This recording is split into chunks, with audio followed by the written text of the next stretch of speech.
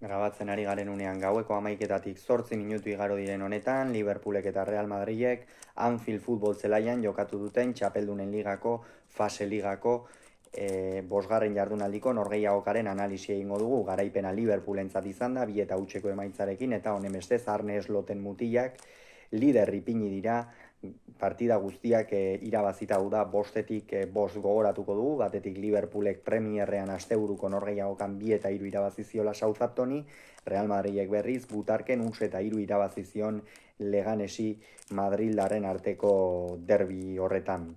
Beno, partidaren amaikakoak errepasatuko ditugu, Liverpoolen Arne Sloten Liverpool onelaxe atera da, 4-3-3ko sistemarekin Kelleher izan da atepean, Conor Bradley eskuine galetik, Robertson ezkerre galetik, Konate eta Van Dijk izan dira atzealdearen erdialdean, Gravenberch izan da euskarri moduan, Curtis Jonesek eta McAllisterrek lagundu diote, eta goian eskuinaldetik Mohamed Salah, ezkerraldetik Luis Diaz eta aurrean Darwin Núñez izan da. Carlo Ancelottiren Real Madrid berriz, horrelaxe atera da, Thibaut Courtois izan da atepean, gaurkoan Fede Valverde jokatu du eskuine galetik, egia esan Uruguaiarrak erakutsi du, behar bada egal hori ez dela bere postua, eta egia esan ez du partida ona atera.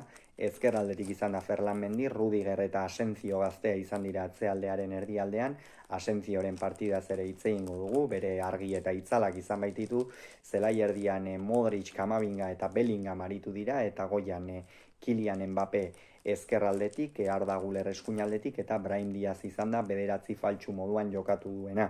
Gaurkoan Real Madrid ez baita bederatzi finko batekin irten. Beno, partida hasieratik ikusi da Real Madridek batez ere ez zuela hainbeste baloiaren jabetza izan nahi, baizik eta Liverpooli deseroso jokatu arazi nahi ziola, ez? Eta horretan oso ongi ikusi ditugu presioan batez ere aurrealdeko jokalariak, bai Arda Güler, Brahim Diaz eta Kylian Mbappé, hiruak oso zurra aritu dira alde horretatik, eta beno, behintzat hor Liverpooli hasiera horretan kosta zaio, baina pixkanaka lerroak hausten joan direnean Liverpoolen nagusitasuna areagotu eginda, eta epaileak kasu honetan Fanzualetek zieg izan da, eta barrean Jegon Bizak, horiek izan dira zelaian eta barrean gaurkoan epaile nagusiak, 13. minutuan izan du nahiko gatazka handi xamar bat, Asentziok eta Virgil van Dijkek horri izan dutena, Asentziok nonbait protesta dezente egin ditu eta ondorioz txartela atera dio Real Madrideko jokalari kanariarrari, Darwin Núñezek ere 13. minutuan txartela ikusi du, kasu honetan honek ere protesta egiteagatik, baina hortikan aurrera epaileak esango nuke oso ongi kontrolatuta eraman duela norgehiagoka. Emozio asko izan dira, lehen zatian batez ere Liverpoolek izan du nagusitasuna, une batean jada Real Madriden lerro horiek apurtzen jakin dutenean, eta Mohamed Salah eta Luis Diaz pixkanaka agertzen hasi dira, horrez gain presentzia handia izan dute zelai erdi horretatik aurrera McAllisterrek eta Darwin Núñezek, eta horrekin Liverpoolen min handia egin du. Thibaut Courtois pare bat baloi oso onatera ditu, hor Raúl Asenziok ere, baloi bat ia atepetik, baina Liverpool asko ari zen iristen, eta Real Madrid egia da, saiatzen zela kontraerasoak bilatuz, baina eraginkortasun handirik gabe ikusi ditugu gaurkoan Madrildarrak alde horretatik. Lehen zatia usnako emaitzarekin amaitu da, baina esan bezala Liverpool oso ongi, Real Madriden batez ere Fede Valverde eta Kamavinga ez ditugu oso fin ikusi, ez, baloia atzetik ateratzerako garai horretan, Arda Güler ere oso kostata, horre eskuinalde horretan ikusi da hori ez dela bere postua, barnekaldetik askoz ere hobeto jarduten duela demostratu du Turkiarra gaur, eta esango nuke Antxelotik eman dion aukera ez duela baliatu, ez, orain artean kritika dezente bat zeuden, Arda Gülerrek askotan ez zuela jokatzen eta abar, gaurkoan hasieratik jokatu du, baina ezer gutxi eman du, eta ezer gutxi eman duena ere Kylian Mbappé izan da, aurre ikuspen handiak zeuden, jokalari honengan, badakigu munduko jokalari honena dela, oraindik ere, baina ez dago une honean, ez du une honean harrapatu, eta horrek noski mentalki ere askotan eragin egiten du. Gero lehen zatiaren amaiera horretan, esango nuke usnako emaitza Real Madridentzat albisterik onena zela, ez? Azken finean oso nagusi izan da Liverpool, ez bakarrik jokoan esango nuke zelai erdian ere dominatu dutela, baina hortikan aurrera ere gero aukerak eta sortzerako garaian Kurtuak lan askoz ere gehiago egin behar izan du, apenas izan du lanik Keleherrek, eta hori Real Madridek bigarren zatian bai edo bai zuzendu beharra zeukan. Baina zuzendu aurretikan Liverpool ozka egin nahian ari zen, eta azkenerako Real Madriden lepoaldeari ozka egitea lortu du, kasu honetan McAllisterrek egia esan baloi ederra ipini dio, eta horre area barruan Real Madrideko jokalari asko zeuden, Thibaut Courtoisari ere enbarazu egiten ziotenak baloia ikusteko, eta azkenerako McAllisterrek bat eta utzekoa egin du. Ez ziren momentu honak Real Madridentzat, gainera 56. minutuan Kamabingak min hartu du, eta horren ondorioz Antxelotik aldaketa bikoitza egiteko baliatu du. Bigarren zatia egia esan eromen handiarekin hasi da, batez ere Liverpoolen golaren ostean norgehiagoka erabat hautsi eginda, bi taldeak trantsizio handiak eginez ikusi ditugu, baina errealitatea izan da Liverpool askoz ere eraginkorrago aritu dela. 57. minutuan esan bezala Kamavinga eta Güler kendu ditu, biek ala biek ez dute euren arratsa izan. Kamavinga euskarri postu horretan nahiko galduta ikusi dugu, erasoan ere zuen presentzia galduz, eta gaurkoan ez du eguna izan. Liverpooleko zelaierdiak erabat jan egin du Real Madriden zelaierdia, eta hori apur bat aldatu nahian edo Ceballos kendu du, markatu Ceballos eta Lucas Vázquez sartu ditu. Honekin zer egin du, Fede Valverde zelaierdi horretan ezarri, 4-4-2 sistemarekin, apur bat Arda Gülerren postu horretan ipiniz, baina baita zelaierdian lan gehiago egiteko, eta bestaldetik berriz Lucas Vázquezek eskuine galean jokatu du. Egia esan, Lucas Vázquezen eta Ceballosen norgehiagoka une zail batean atera dira, baina ez duten norgehiagoka aldatzea lortu egia da. Lucas Vázquezek 59. minutuan Robertsonek penalti garbi xamarra egin du, oso ongi aritu da Lucas Vázquez, pase ona eman dio kasu honetan Mbappe uste dut izan dela, eta Luka Modricek bikain utzi du, bere veterania eta esperientzia horrekin pasatzen. Lucas Vázquezek baloia hartu, imintzio egin du kanpoaldera, eta Robertsonek hori jan, eta epaileak penaltia adierazi du, penalti argia, baina Kylian Mbappek utz egin du, urrezko aukera galdu du Real Madridek, eta egia esan horrera bat jaitsi egin dira madrildarrak.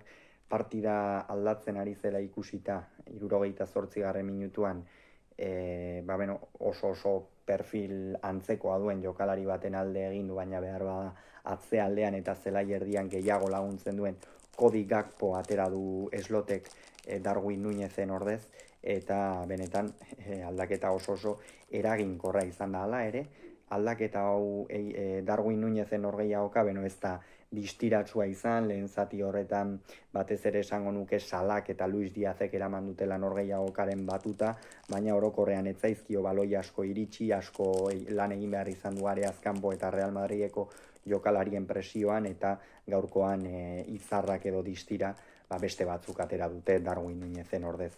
Eta 79. minutuan Ferland Mendik penalti argia egin du horratze aldetik, zangotra batu egin du Mohamed Salah, eta honek ere utz egin du, penaltia oso trakez jaurti du, eta hori Mohamed Salahren ez dugu askotan ikusi, baina kanpora oso trakez, benetan trakez jaurti du, eta Real Madrid oraindik beste bala bat geratzen zitzaion.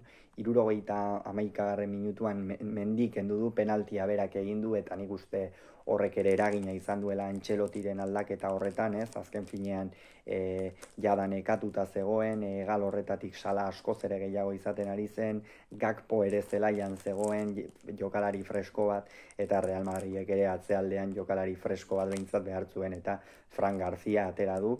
Egia esan saiatu da erasoan, eta Real Madriden erasoan asko parte hartu du, baina ikusi da behar bada partidaren egoerak edo apur bat gainditu egin duela, Fran García hor area barruan eta sartu denean ezkerraldetik aritu da une oro, baina baloia ateratzen saiatu da, ausart ikusi dugu, Antxelotik eskatu dion hori oso ongi ulertuta, baina 76. minutuan Robertsonek falta bai jaurti du, eta Gakpok Real Madrilen atzealdea erabat lo zegoen, eta 76. minutuan 2 eta hutsekoa egin du Liverpoolek, jada hemen partida hile egin du, erabate amaitua utzi du, eta hori Real Madrilentzat kolpe handia izan da, zergatik aldaketa erabat erasora joateko aldaketa zuen prestatuta, Luka Modric kendu du Endrick sartzeko, Modricen hor gehiago zer esan, hor zelai erdi horretan nagusi izan da beste behin ere Real Madrilen aldetik, baina egia da gaur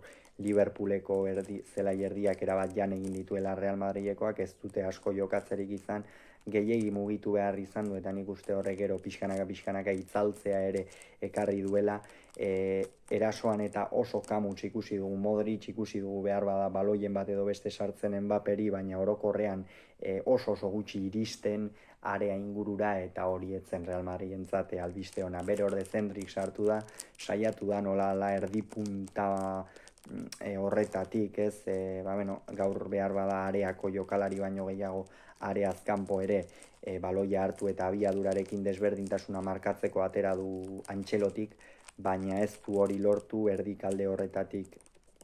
Egia esan Liverpooleko atzealdeak oso ongi kontrolatuta eduki du, eta Endrickek ezin izan du ezertxo ere egin horren aurrean. Eta gero 83. minutuan Curtis Jones kendu du Szoboszlai sartzeko.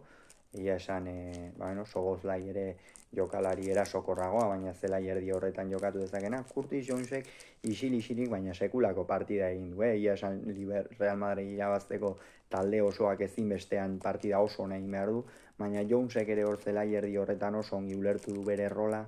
Gravenberch izan da hor, sekulako zehaztasunarekin aritu da Ajaxeko jokalari hoia, euskarri postu horretan baloi ia guztiak ongi ateraz, baina Curtis Jonesek ere merezi ditu bere laudorioak, batez ere hor McAllisterrekin batera zelai erdian gero Luis Diazek eta Salak distira ateratzeko errudun nagusietakoak eurak izan dira, pase oso onak sartu dizkiete abiaduran sartzeko, eta benetan txalotzekoak Curtis Jonesen partida ere, eta Szoboszlai berriz, azken minutuetan atera da, jadan hor gehiagoka erabakita zegoen, eta zelaian baloi batzuk ukitu ditu, baina bere lana ongi bete duela esan daiteke gero.